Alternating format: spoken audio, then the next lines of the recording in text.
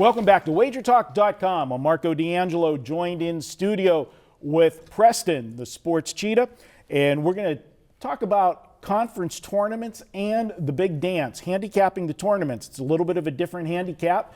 In Preston, we're taping on Wednesday. Conference tournaments are going on right now as we speak, right down the street at Thomas and Mack for one place.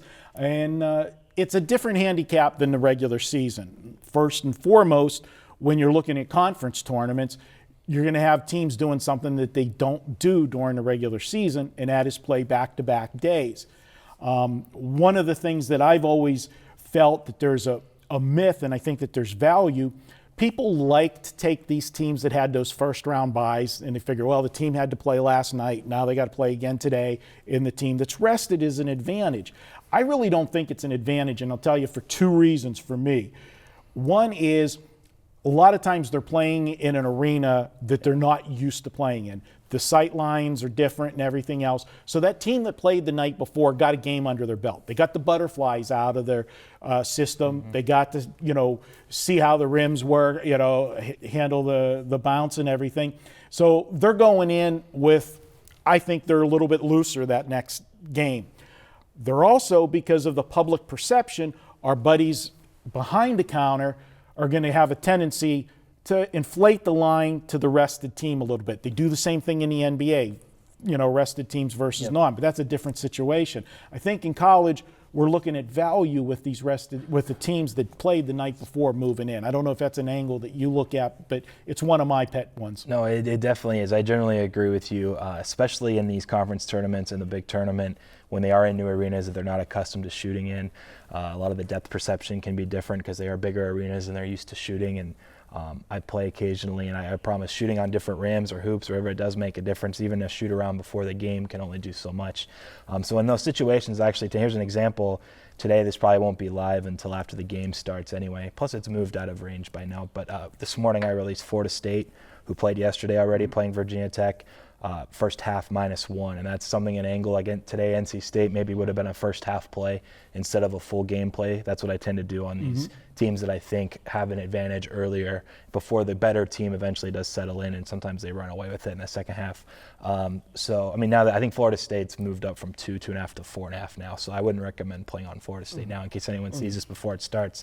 But that's an example of a number that was short, a team that already got a game under their belt that I think is going to have an advantage from the get-go and jump out early.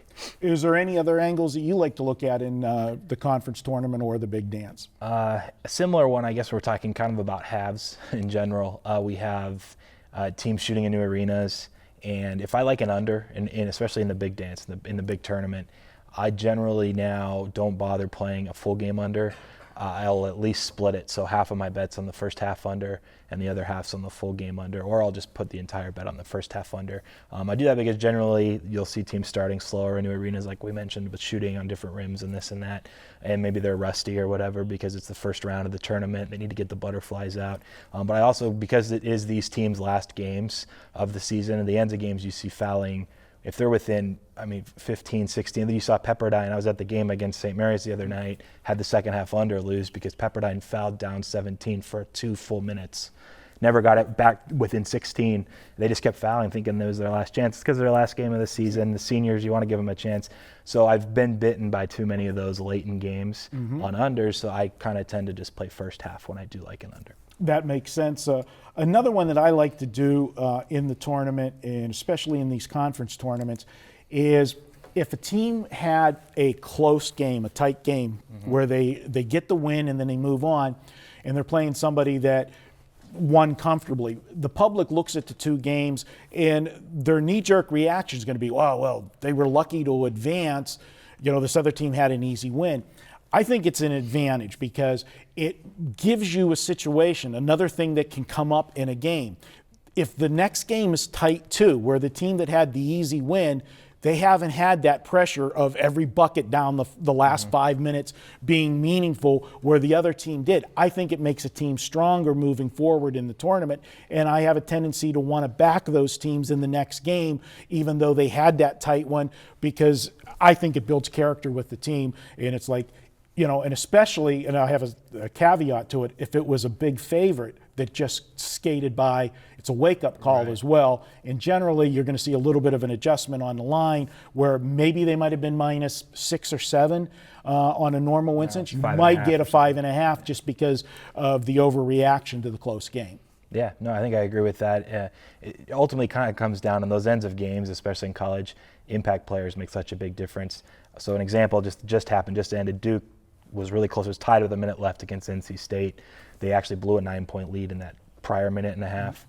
They almost lost it, but they got the win. Now they have their second round game coming up. It's kind of a similar spot. You might get some value on Duke. The team kind of maybe a wake-up call. And then you might see them roll here in a couple of days in their next game. The last one I'm going to throw out there that I have on my list that we got to wrap this one up is in the big dance, I think coaching plays more of a factor in the second game of each round. The first game you're playing, you've got either from Sunday to Thursday to prepare or, to Friday. But then you have the turnaround from Thursday or Friday, just the one-day turnaround in the second game. I think the better coaches, the more experienced coaches are going to have an edge in that quick turnaround preparing a team for an opponent that they have never seen before. Yeah, absolutely. Just to kind of wrap that up, it's not as important maybe in conference tournaments, but that was one of the reasons I really liked Gonzaga yesterday. It's a big play for me. Mark Few, they had lost twice already to St. Mary's. It's kind of a double revenge spot, but the night before, they beat BYU, and now they had to play a game the next day. And yeah, I think stronger coaches, more experienced coaches are going to have the edge the shorter the time is between games. So for sure, look for those in those, I guess it would be Saturday, Sunday, weekend games early in tournaments. All right, great stuff for handicapping the tournaments. Hope you enjoyed this video. And guys, hey, if you want to play, you want some help, check out a weekend all-access package. Find your favorite capper over at WagerTalk.com. You can get everything Thursday through Monday, and it'll be extra games this week and next week, Thursday and Friday. There'll be double headers every day. Get a lot of plays, everything for just $69. He's the Sports Cheetah. I'm Marco D'Angelo. We'll be back with more here at WagerTalk.com.